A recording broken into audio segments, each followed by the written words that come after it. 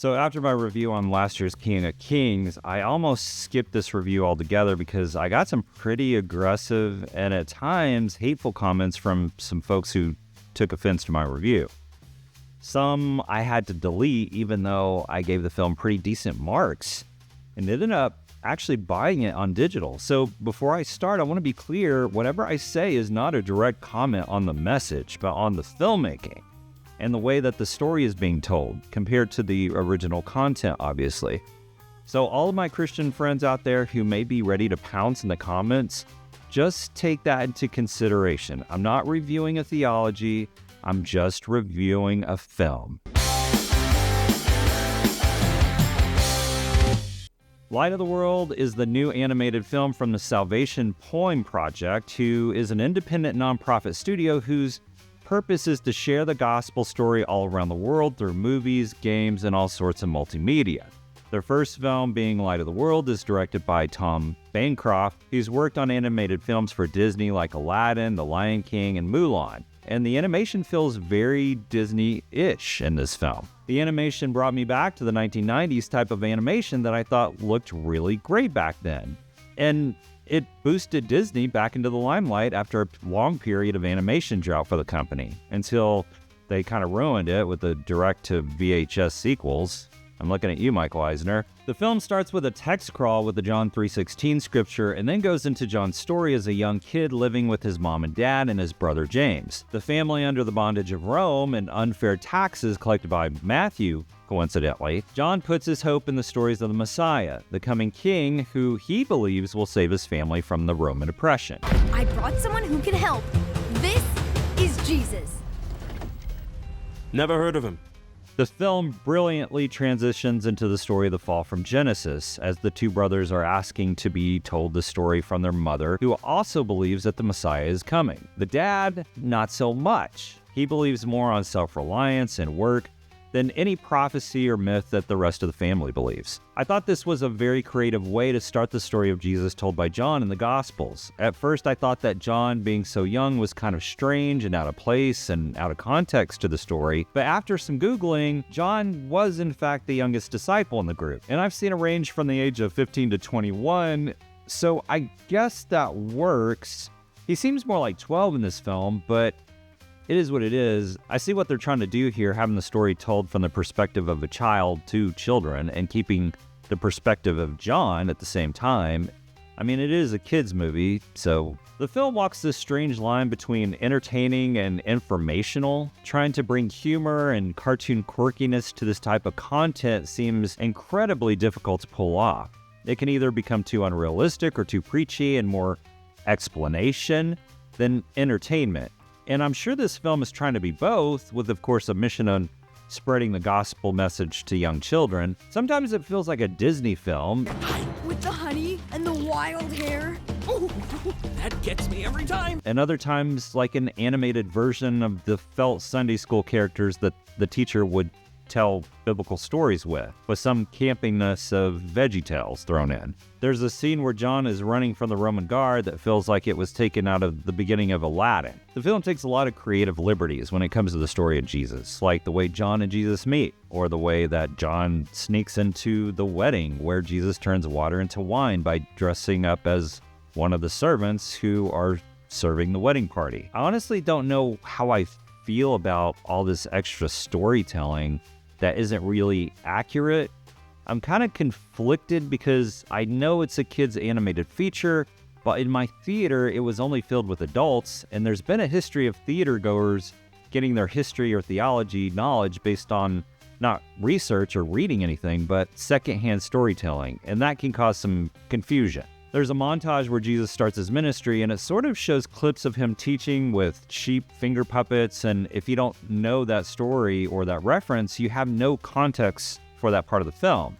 So it's really kind of lost on you. It feels more like a Christian Easter egg. I know that it's unrealistic to go through the whole Gospel of John in a way a child really understands it in 90 minutes, so it's not a huge complaint for me. It also ties a lot of the characters together in this kind of weird, strange way, like the Roman centurion who chases John through the streets is the same one who asked Jesus to heal his servant, and the same centurion who raises the cross and also the same one who says, truly, this was the Son of God. I mean, no big deal. It's not that, it doesn't really matter, I guess. It sort of makes all these connections to people in the story in ways that probably didn't happen, but is it a big deal? I really don't know. Also, there's a blind Mr. Magoo character who's there for comedic effect, who gets his sight back as Jesus heals him, who you find out is actually Joseph of Arimathea, the Pharisee who gives Jesus the tomb to be buried in. I think the main story stays the same, and I think that's probably what matters most, but it was weird to see these strange connections and stories that weren't mentioned, I guess. The film doesn't sugarcoat the crucifixion of Jesus, but it also doesn't over-glorify it in a way that's inappropriate for younger kids. It's impactful and thought-provoking, and it's something that I'm sure kids will have a lot of questions about after seeing it. And there's some sweet sentiment here, too. I can't say that I was entertained by the film. I felt like I was getting more information than I was an entertaining story, but I think that was its goal. Telling the story to young kids who, at the end, can scan a QR code on the screen if they have any questions or want to make a confession of faith. I always thought that this was a strange medium for this type of thing, disguising message as entertainment, sort of like adding sugar to medication, which if you believe in the message, it shouldn't be anything that needs to be taken with something that makes it go down easier. I could be wrong, and I'm just kind of throwing thoughts out there. I'm not trying to throw this film under the bus or anything. It's really hard to bring out a message that you really believe in on film that is still entertaining for kids if it's that deep of a message. It does have some funny moments that I enjoyed, like a scene where all the people were talking about all the miracles Jesus has done, like he healed the sick, he turned water into wine, and then one character pops up and says, he fixed my table, and he did an adequate job. I enjoyed that. That was kind of a sweet sense of humor that I liked in the film. The film leaves a lot out and shortens a lot of what you would think would be important to the story. It again starts with that John 3:16 scripture, but leaves that actual scene from the scriptures out of the film altogether, which clearly gives the gospel message. It does it in a different way with a conversation between Jesus and John that makes it more digestible for kids, I guess, which is fine. I'm wondering if this film is geared more for kids in Christian families, because if I was a kid from a non-Christian background, I'd be completely in the dark with this film. It feels like it's geared toward kids who already have some knowledge of Jesus already on a surface level, but then it kind of brings you in deeper. If I didn't have any knowledge of Jesus, I would be completely lost. The Light of the World is a sweet telling of the story of Jesus by John that in some places is entertaining, but if you know the story already, it may be a little dry. It's sort of like if they made Star Wars into an animated feature. I mean, I love Star Wars. I know the story by heart. Do I really need to see an animated feature when the source material is so much better? But this film wasn't made for me. It's made for a younger generation who may know some bits and pieces of this story from Sunday school, but don't really understand the message as a whole. I'm giving The Light of the World 2.5 stars out of 5 because I personally wasn't entertained. I thought that last year's The King of Kings was better, but that's just me, and I appreciate what the film was trying to do.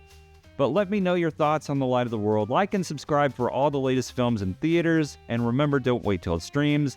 Let's go to the theater and let's see it together.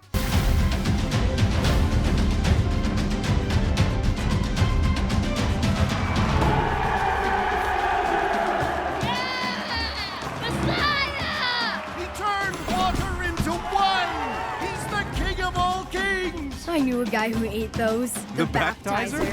With the honey and the wild hair. Oh, that gets me every time.